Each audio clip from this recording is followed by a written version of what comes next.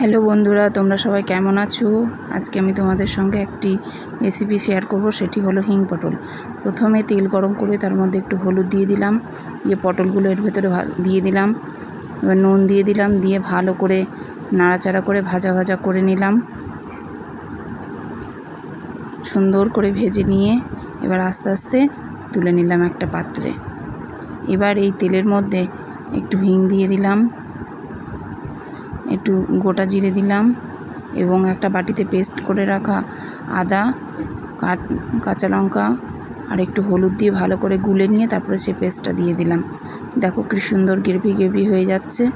ভালো করে মশলাটা কষিয়ে নেওয়ার পর এর মধ্যে ভাজা পটলটা দিয়ে দিলাম, একটু চিনি দিলাম, জল দিলাম